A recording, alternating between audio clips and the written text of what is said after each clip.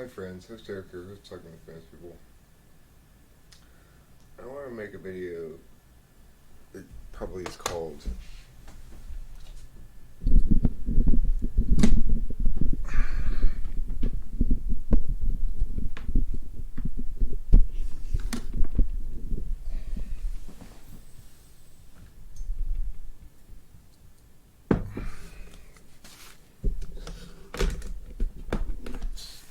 fucking Eric. Stupidest man in history.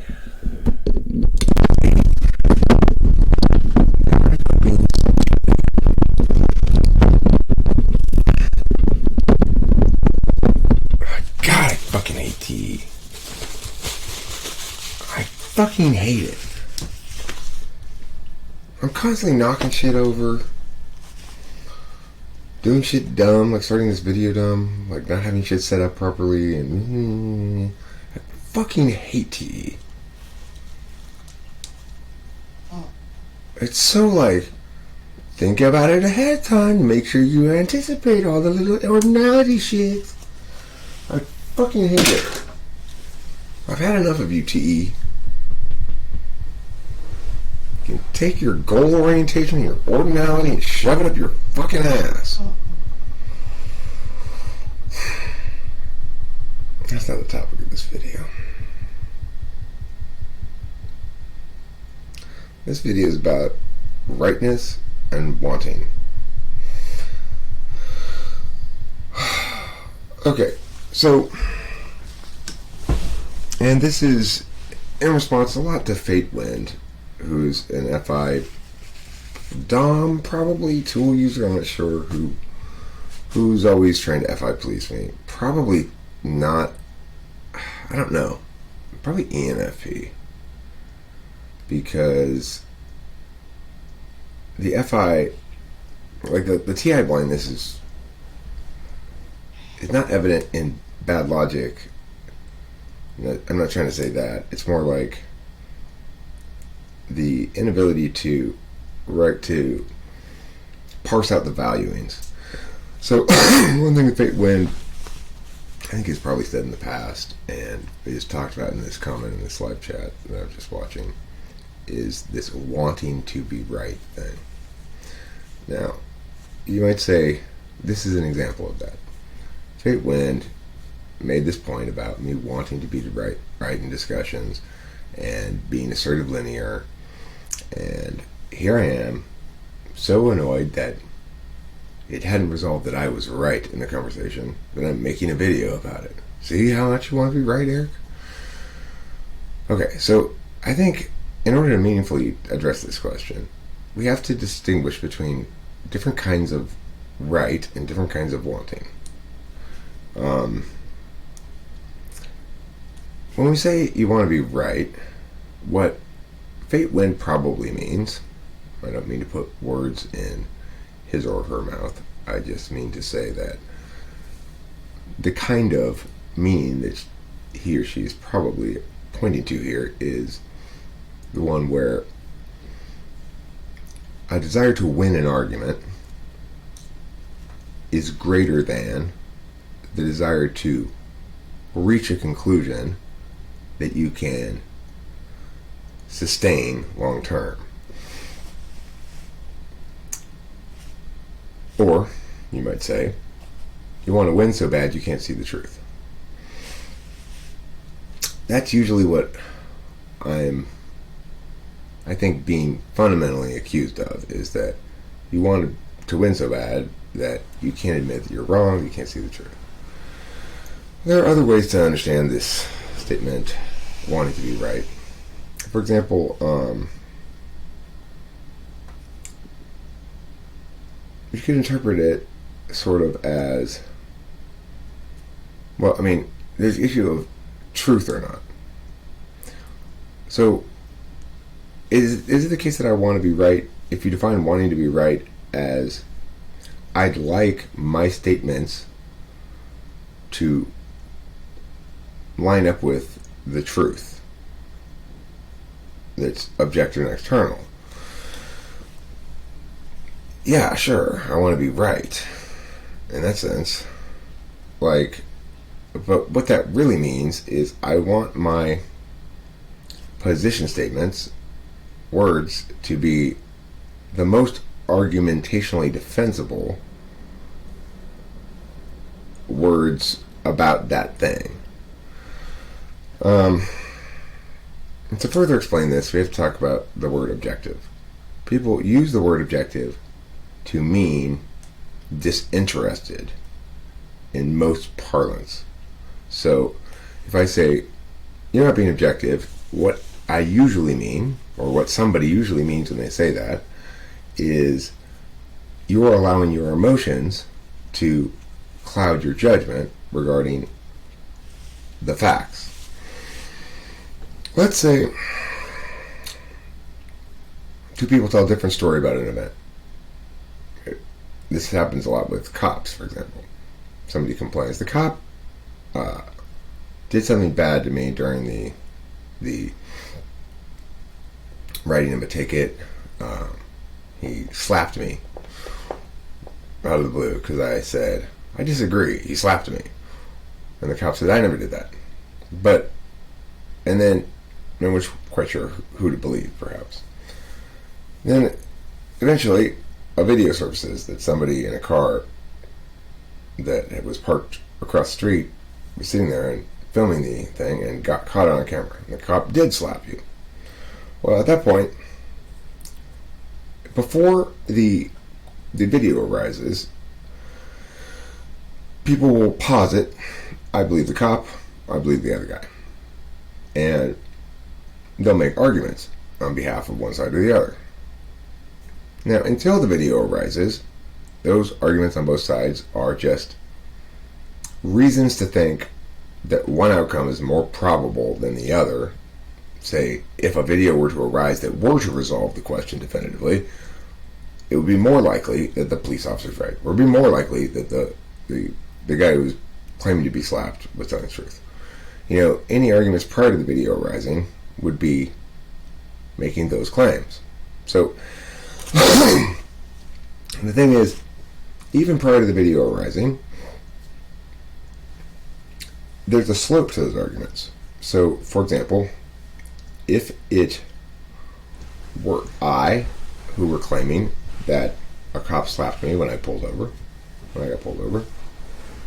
there'd be more reason to believe me than if I were that cop's estranged ex-wife's new boyfriend. In the second instance, there might be more motive, but there's also more motive to lie. In the first instance, I have no motive to lie and a long history of being an upstanding citizen, in the sense of wanting the best for my community and generally having good relations with it, not having ever been accused of making false accusations about somebody before, not having a history of filing complaints against the police. There was one which I got paid for because I had it on video, and I was just filming something else, and the cop ran up and like hit me with the butt of a gun, and so I was like, hey, what the fuck, anyway,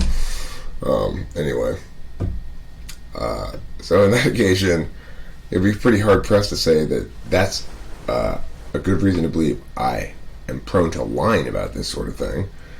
The fact that I had never made any sort of claim prior to that instance that proved to be absolutely true would seem to indicate that I can be trusted on such matters. And remember, this is before a video arises. We can make those sort of arguments.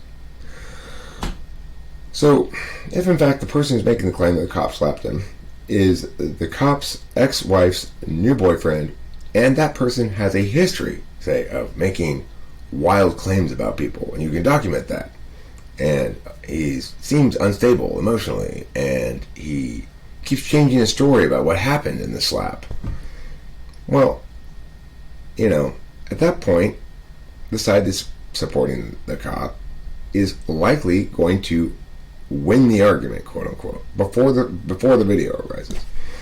The rhetorical slope, that is to say, of the various facts, objective data, is that which can be accessed by all parties equally. And in this instance, the objective data would be the words of the two respective parties, right? Because those are the words that everybody can access, and the interviewing the two respective parties, let's say. The slope is going to be in favor of the police officer, if it's that guy that I've described there. So in that instance, the correct conclusion is it's more likely the guy's lying than the cop is lying. If it's me who's making the accusation, we lay out all the arguments on the table. Let's say the cop has been already busted a few times for excessive force, and is a hothead, and can't even keep his cool when he's just telling the story to the investigator, whereas my story never changes the spec, and I even provide examples of reasons why you might not want to believe me, because you could argue this, or you could argue this, and make a concerted effort to, in fact, be fair to the guy who slapped me. Well, it's going to be pretty obvious then who's telling the truth, and the rhetorical slope will be pretty clear. The people who are making the argument that I'm probably telling the truth and the cop's probably lying are correct, and the other side is wrong. Same with the other instance. Forget me. Make it not me. Somebody you really think would be convincing about this, okay? That somebody who gets slapped and you really think is like the perfect victim, okay? And the worst incarnation of cop excess, the stereotype, right? Imagine yourself evaluating these two situations with nobody that can help, that can muddy the water for you. It's like just your perfect victim, your worst cop, your perfect cop, your worst victim. And decide who's telling the truth. So there will be an objectively correct argument in both instances before the actual evidence arises. Alright? One side will be correct and the other side will be wrong. Now, that's assuming they're both making the claim that this guy is more likely to be telling the truth, and not making the claim that this guy is definitely telling the truth.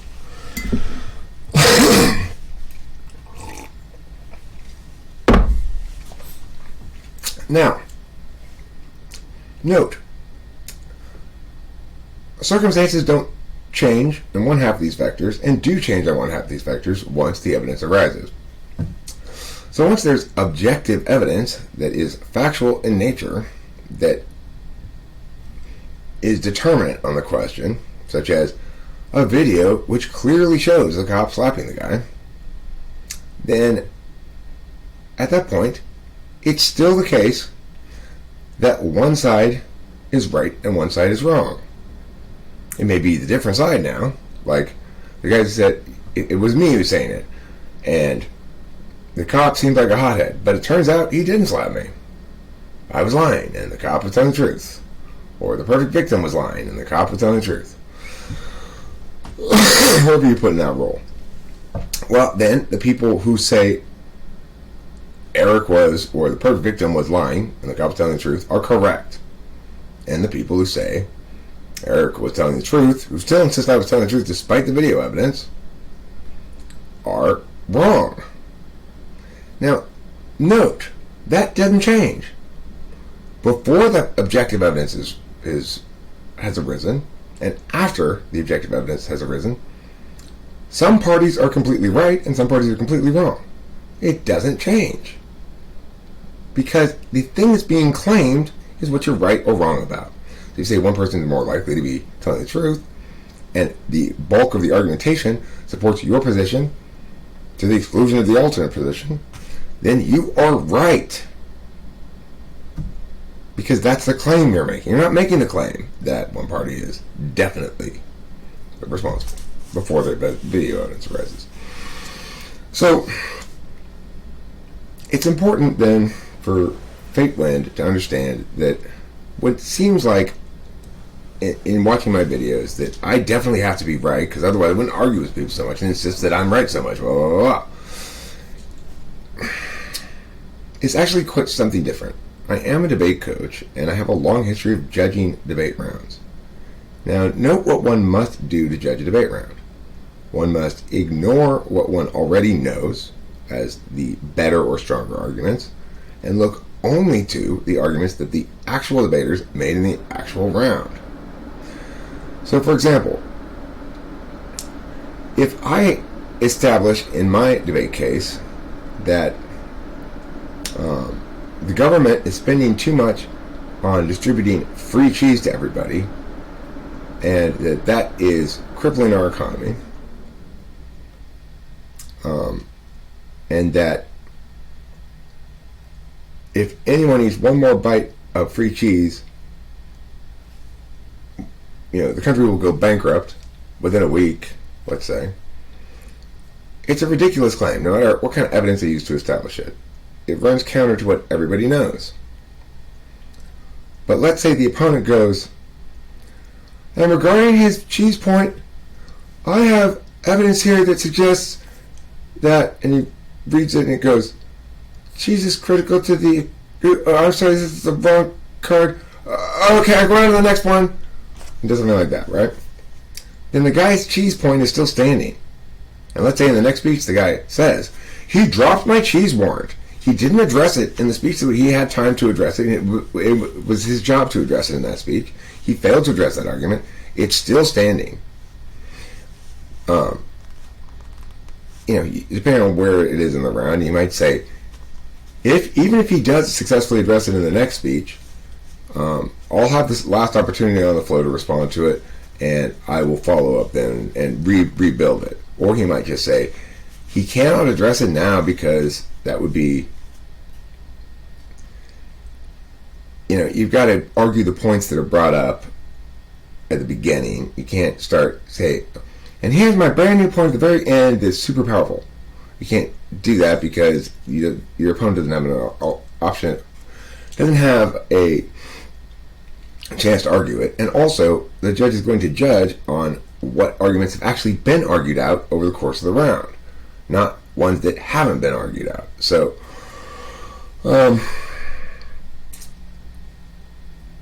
for these reasons, if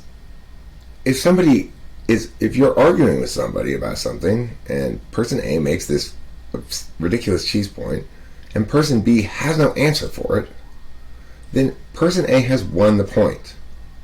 And if the point is significant enough to the question in general, then person A has resolved the question in general, which is to say, person A is correct about question Z, when person A is in dispute with person B about question Z. Regarding that dispute, person A is correct because at the end of the discussion, the things he had said were still standing, and the things the other person said were not. Or for a number of different complicated reasons. The point is, as a debate judge, I have to understand exactly how all of the arguments work with each other and cascade down to make the objective determination about who has won a debate. Whether it's my kid versus some other coach's kid, and the other coach's kid beats mine. Like, for example, prior to nationals, I used to work with some other schools to have scrimmages. And I would judge my own kid versus another school's kid. I never had a problem with being able to say, okay, look, hey, see, Joe, that's what I'm telling you. You're not ready. You just got your ass kicked by that guy. You embarrassed me. We got our asses whooped. No doubt. We lost on this line of argumentation. We lost on this line of argumentation. You didn't even respond to this. We got our asses kicked. Of course I have to be able to do that. I'm a debate coach. You think I can't be objective about my own students and about argumentation? Of course I can. And what does it mean to be objective? Well, this is the problem. People don't understand what that word means. If it's used to refer to data, it means data that everybody can access equally. Very simple. If it's used to refer to people, it means disinterested in their calculus. So if as a judge in a debate round, I were to say, I don't like that set of arguments that kid is running because it's so pro-corporation and capitalism, so I'm going to vote for the other kid, then that would be a subjective judgment on the part of the judge and not what the judge is supposed to do. They're not supposed to judge the round on what they think about the resolutional question. They're supposed to judge the round on the argumentation done in the round. Here's the deal. So I apply this to basically everything in my life, as much as I can. I am not subject to bias in terms of which arguments win, okay? Which arguments lose. What things can be sustained argumentationally and what cannot. I'm not subject to bias regarding those questions.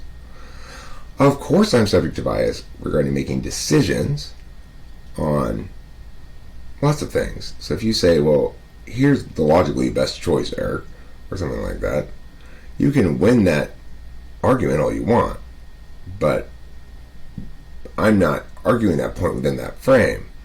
I'm not saying I'm going to make this choice and I need to win the arguments that this is the best choice. I'm talking just about, usually, statements about reality that are made by various parties in the world. And saying this statement is easily sustainable. This statement has a very flat slope argumentationally, means it's easy to win it. Sun sets in the west. If it's got a really steep slope argumentationally, it means it's hard to win it. Sun sets through the middle of the earth straight down. It would be a lot harder claim to win. And what kind of data would you use to establish that, or whatever? Well, you'd use physical data a lot. You could show a picture of the sun setting and have sort of errors around northwest, east, south, or whatever. You could provide an experiment that people could use themselves. Go outside around sunset, wherever you live, and first look south. Is that the direction in which the sun's coming? Then look east. Is that the direction in which the sun's coming? Then look north. Is that the direction? Then finally look west, and is that direction? Only the fourth of those questions should answer yes. If that is correct, then, in fact, the sun set in the west, at least on that occasion. Now, if you want to establish the sun always sets in the west, well, then you'd have to explain planets moving around around the sun and stuff. It gets a little more squirrely. Sometimes to demonstrate the objectiveness of something, that a position is justified to be decisively so by points of objective data, that is to say, facts about the world, and plus logic and sciencey stuff, process that allows us to say, yes, this is deductively certain about it. Or this is not, more like, yes, this is equivalently certain to something that is objectively determinate by multiple people in one step. So, for example, if I have a piece of paper over here and it says on it a word, and I say, but you can't see it, it's on the back here. I say the word on the back of this paper is fox, and then I lay it down like this, and I say, if you don't believe me, you can come over here and look at it yourself. And you go over and you pick up the paper, and it says dog, and 5 other people say dog. They would all gather together and say, was Eric telling the truth, or was he not telling the truth? And they would all agree he's not telling the truth. And as evidence, they would point to the paper itself. It says dog, and they'd point to me. You said fox. Those are different things. Those kind of questions are very easy to determine who's right and wrong, because there's only a single objective data point that is determinant of the question. As things develop more data points and relationships between those data points, things can still be just as determinate, but it can be a lot harder to explain it. And a lot of people won't understand. They won't think it is determinate because they don't understand. For example, there are ways to determinedly test the fact that is the earth flat earth thing. You take a large body of apparently flat water. I don't even want to go into how to do it, but anyway, the proof, so to speak, is removed enough in terms of steps from the single objective data example I gave with the dog and the fox, that people who don't understand it adequately or don't intuit the physicality of it quite as determinedly themselves will sometimes still not feel as though it's determinate. It's difficult to find anybody who would disagree on the fox-dog example because it's just one data point that is determinate. The smarter you are, basically, the more you can determine, even with a multiplicity of data points. That's deliberatively smart. Basically, you should think about people as being deliberatively smart, or knowledgeably smart, or nuanced and deft in their interface, or nuanced and deft in their action. So, okay. So now that we've explained all this stuff, when Fate Wind says, do I want to be right? Well, yes, I do, Fate Wind. Sort of. Okay. No, it's not this linear assertive thing. That is attributing motivational calculi to something that's much more about development, really.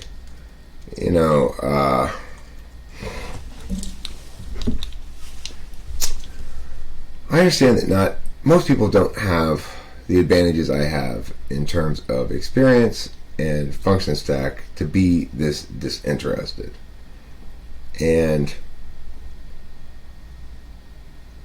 that's fine. I'm not telling everybody to be that you can't have a great life and everything while being wrong. You can't.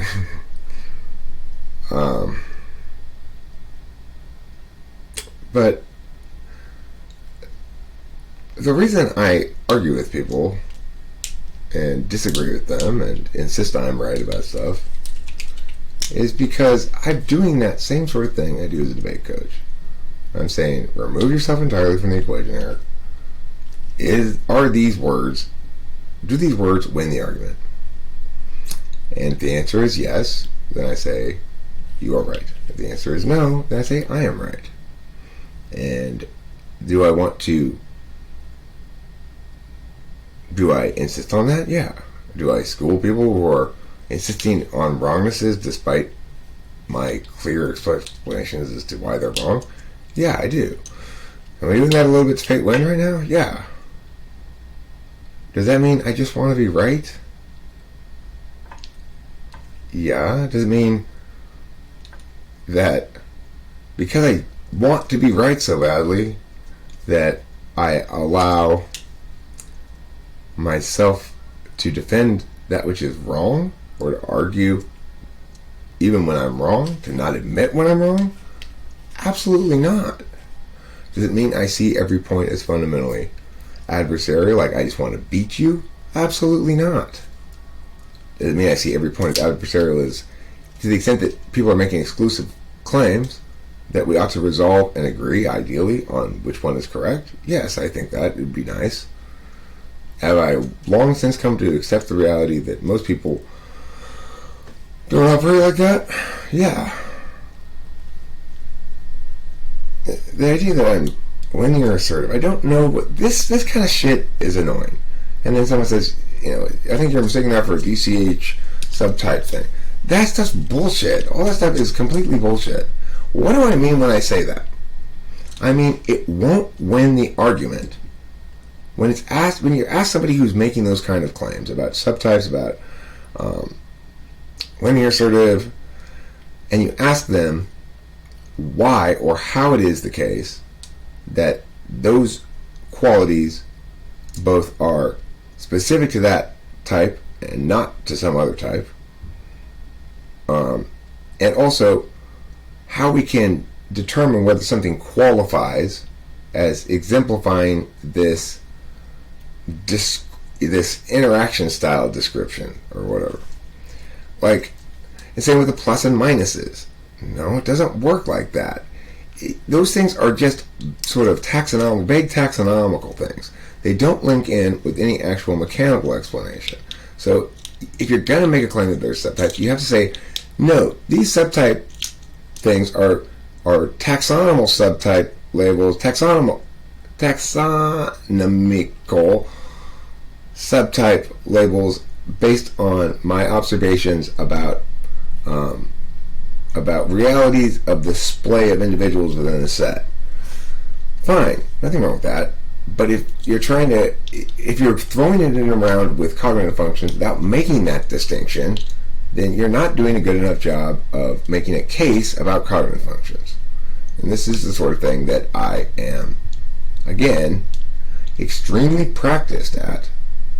For example, just last night, I did my very best to run what I actually consider a bunch of stupid bullshit as powerfully as arguments and as effectively as arguments as I could against my client, Jeffrey, and our neg case on the current resolution, which is about fossil fuel subsidies. So what is the actual truth about fossil fuel subsidies? Probably a lot of you have a position about this. If you are an FI user and a good person who cares about the environment, you probably, without hearing any more about the resolution, already believe we should get rid of fossil fuel subsidies. You probably already think that. You would probably affirm that statement. If I were to say the full resolution, the United States ought to eliminate fossil fuel subsidies, which is the resolution, you would say, yeah, sure. Why do we want to subsidize fossil fuels? Climate change is a serious problem. Pollution is a serious problem. We need to switch over to green energy. You probably have a position about it. You shouldn't. What is a fossil fuel subsidy? There's no actual subsidizing the fossil fuel industry by the government at all. None. What's a subsidy? Government takes taxpayer money and gives it to a company or an individual or something like that to render their efforts more likely to succeed. If I were to subsidize a farmer, I would say, for every 100 bushels of corn you sell at 84 cents a bushel, the government will chip in an extra 16 cents a bushel to make sure you never earn less than $1 a bushel on your corn. That's a subsidy. Where does the government get that money from? The taxpayers. What does it do with it? It spends it. What is it doing? What is it spending for? To subsidize some enterprise. What enterprise? A farm. That's a subsidy. There's no such thing when it comes to fossil fuels. Fossil fuel subsidies are actually what progressives call tax exemptions that fossil fuel companies, some kinds of fossil fuel companies, can sometimes take advantage of. And you think, well, see, these tax loopholes, there is a claim by IMF, which is International Monetary Fund studies, and EU studies and stuff like that, EU economists and shit like that, that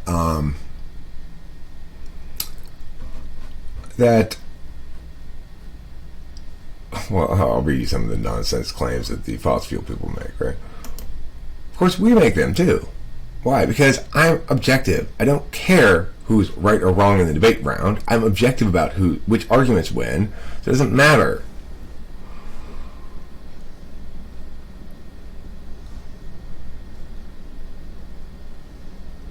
This Friedman card shouldn't be in the AF. This is neg. These are neg things. Why are they in the AF? God damn it, Jeffrey. What do? Did you move these things here? Or did I put them in the wrong place? Maybe I put them in the wrong place. Okay, so anyway, the point is, these are neg cards. Let me put them in the neg. I don't know why they're in the AF. Don't be upping my AF if you know what's good for you. Don't be upping my AF or you're gonna find yourself covered in poo. Okay, so look. Here's the thing. The fossil fuel industry made a total of about $21 billion. All the fossil fuel companies combined, I believe it is, last year before, or something like that. But the thing is, according to a lot of the EU app studies and stuff, they'll say things like this.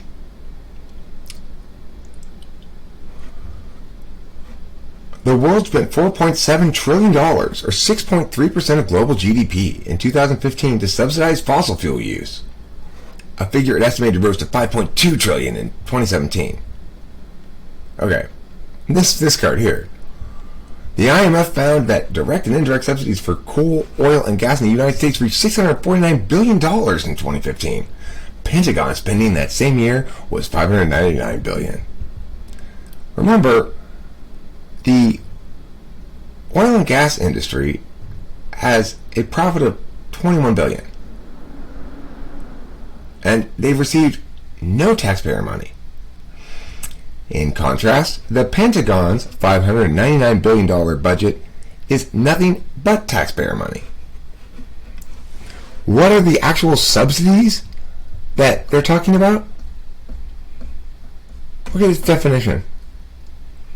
The study defines subsidy very broadly, as many economists do. It accounts for, quote, the differences between actual consumer fuel prices and how much consumers would pay if prices fully reflected supply costs plus the taxes needed to reflect environmental costs and other damage, including premature deaths from air pollution. So it's saying, hey, you should tax gasoline $5 a gallon if you wanted to account for how much environmental damage it does. So failing to do so is subsidizing the fossil fuel industry. Really? It's not at all a subsidy. So, as a debate coach, I approach every question like this. I see the question, I look to see what the basic objective facts are that nobody could possibly dispute, in which the slope is straight downhill. Like, you cannot lose this point. So, for example, a subsidy is when the government takes money from the taxpayers in the form of taxes and gives it to an enterprise in order to make that enterprise sustainable or more successful, or to give it a chance to succeed, or for whatever its justification is. And the example I gave of the farmers who have a certain crop subsidized because prices drop too low and the government, for whatever reason, feels like they need to encourage those farmers to continue growing that unprofitable crop for some reason. That's a subsidy. It's objectively so. If you Google the definition of subsidy, there's some objective data, right? It's like, all right, here's some data outside of myself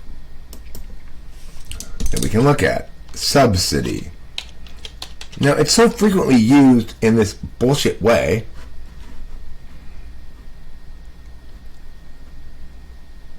A sum of money granted by the government or a public body to assist an industry or business so that the price of a commodity or service may remain low or competitive. A sum of money granted. That is not what's happening with fossil fuels. But all of these progressive and expert economists, quote unquote, define it like this. So what ends up happening is a very obvious thing. Obviously. People go, we cannot continue pouring so much money into the fossil fuel industry, more than we spend on our defenses. It's ridiculous. We spend more on fossil fuel. We don't spend anything on fossil fuel subsidies. We don't spend anything, objectively. This is the problem with using words wrong. You've got all these progressive economists saying it's a subsidy. Why do they want to call it a subsidy? So that they can make those kinds of arguments. That we spend more on fossil fuels, so we don't spend anything on it. We already take a lot of money from the fossil fuel industry, and we already have a lot of taxes on gasoline. To the extent that we were to raise gasoline taxes, they would call that a subsidy of the fossil fuel industry. It is not a subsidy of the fossil fuel industry to the extent that it assists at all that we don't have huge gasoline taxes. It enables average citizens to meet their energy needs more affordably. Energy is a rather inflexible cost expenditure that people have to make. If gasoline triples, I don't reduce my driving by 3. Most of the driving I do is necessary. Only some of it is optional. So, obviously, energy is necessary expenditure to enable people to attain useful economic endeavor. It requires a burning of energy, be that in the form of food that you eat, or gasoline that you use, or whatever. The idea that because fossil fuels produce a lot of carbon emissions, that we ought to punish people for making it more difficult for people to use energy, or try to force people to use more costly forms of energy, is a bad idea for a lot of reasons. Climate change is coming. We should adapt to it. If we try to cripple the engine of our prosperity, namely industrial activity, unilaterally or too fast, or let the market do what it will, which is to say, everybody gets and nobody wants pollution. Everybody gets it's significant. All you gotta do is look at China. Obviously, there are hardcore libertarians out there who say, government has no business making environmental laws or something. That's nonsense. If you've been to China, like I've been to China, and you see what it looks like when there's inadequate environmental regulation, and you live in California, and you lived in California in the 70s when there were third stage smog alerts all the time, and now the air is pretty fucking clean all year round, pretty much, and there's never a smog alert almost, and it's because of government regulation regarding car catalytic converters and shit. Then you realize that there are lots of things we can and should do to resolve matters of our activities, waste products. So, for example, when the human species became overwhelmed with its own sewage because of the sheer numbers of people, we didn't try to get people to poop and pee less. We figured out a better way to deal with it. Same thing is true with emissions. We cannot get people to try to do less activity, which is what happens when you make energy more expensive, as a means of reducing emissions. We've got to do a better job of preventing, cleaning up, or otherwise dealing with the emissions that are the result of that thing. So, it will never be the case that the most like earthiest kind of FI-ish wishful thinking about primitivism will ever be indicative of any kind of good public policy course. It just doesn't work like that. It's not the case that capitalism is bad. It's not the case that consumerism is killing us. It's not the case that It is the case that people need to be ontologically empowered, and that a robust marketplace providing everybody every possible thing they could want, if they're willing to pay for it, is the best way to attain that. Now, obviously, it comes with a certain kind of cost. In primitivist cultures, there's probably a much more realized capacity to relaxedly be content. But that's not the only virtue in the world. And to the extent that people romanticize these sort of primitivist cultures,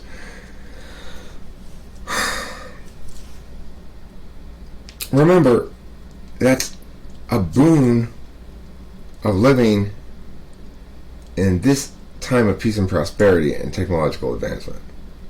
That you enjoy that opportunity to navel gaze in such fashion and to share your navel gazing with me across the internet and all that stuff. It's because of the things you condemn.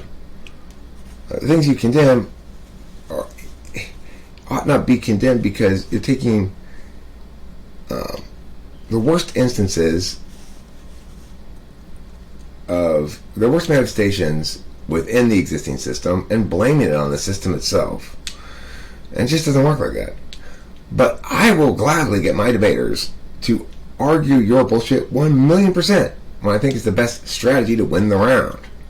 So note, then, I'm able to distinguish between arguments that are effective strategically and arguments that are actually correct. And sometimes I'm able to tell my students in debate rounds, use the one that's incorrect because it's more strategic. The reason I'm explaining all this is because I don't do that. I don't use the wrong arguments, even though they might be more strategic at a given point. I don't win with wrongness when I'm talking to people on the channel or in life. I don't do it. I won't do it. If I could beat you with some squirrely ass shit, I won't pull it out on you. And yes, I always could. People hate me. People hate me so fucking much. They hate me because there's no chink in the armor. They want me to be taken down a notch. The reason you find it difficult to take me down a notch is because I'm not up any notches. I know I'm human. I know I am imperfect and I'm wrong plenty of times, and I also know what's good and true and just and what's bullshit. And I'm not going to be a bullshit lover. I'm not going to sit around and lick bullshit with you. I'm sorry. I just won't. It's not because I have to always be right or I have to win or whatever. It's because, thank the Lord above and all the people in my life who've helped me to get to this place and everything else in my star alignment or whatever's responsible for this fucking magical reality I find myself in. But I am blessedly and thankfully not scared to learn from you or anybody else, Fate Wind. That's what it means to say, no, I don't have to always be right. I'm happy to learn whenever I'm wrong.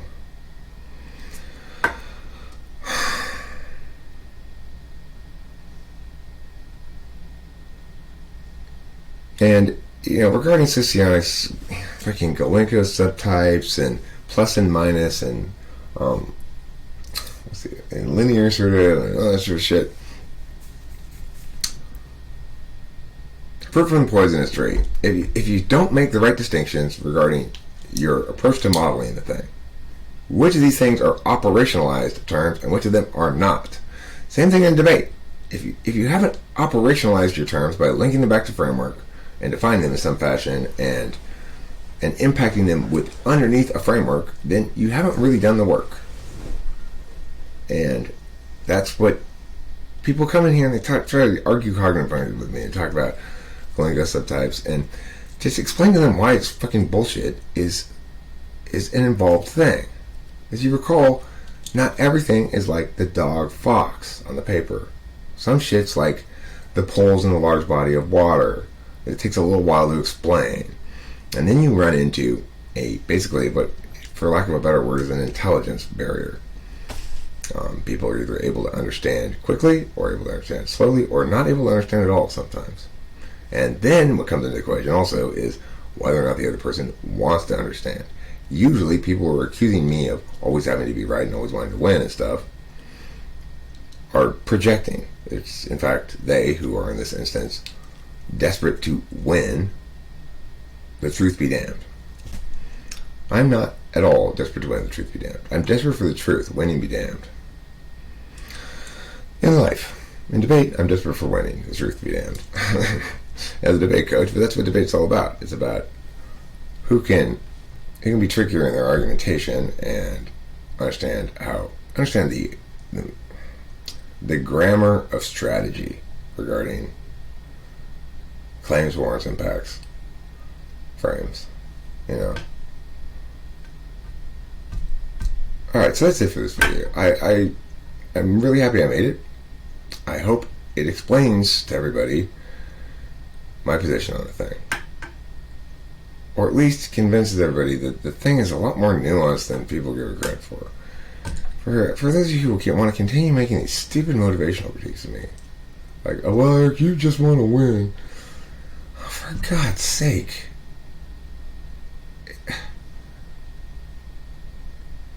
I haven't been there in a long time. That place was long behind me. It was way back down the path.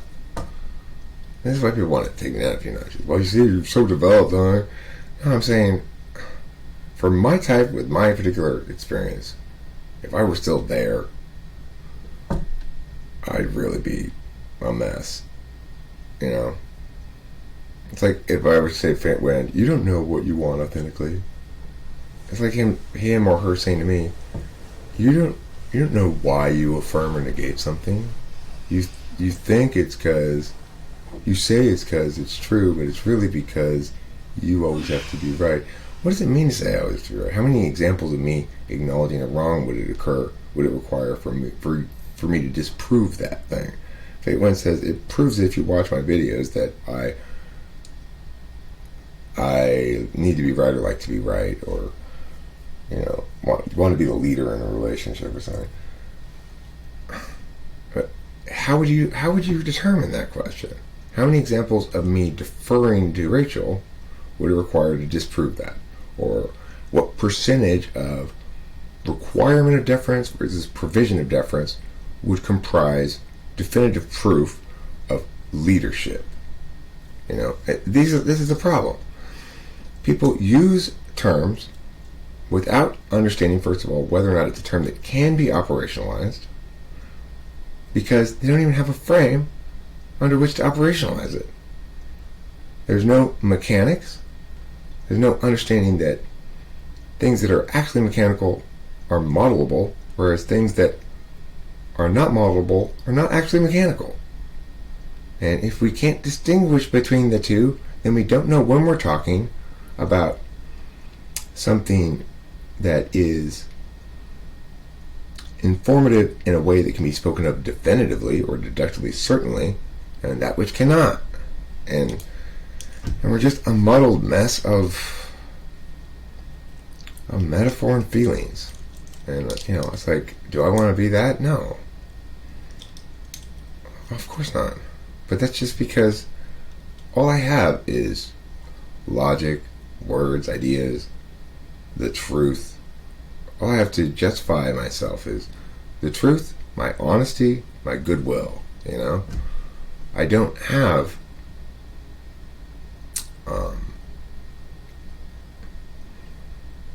the advantages that, say, an ESP would have of saying talk is cheap.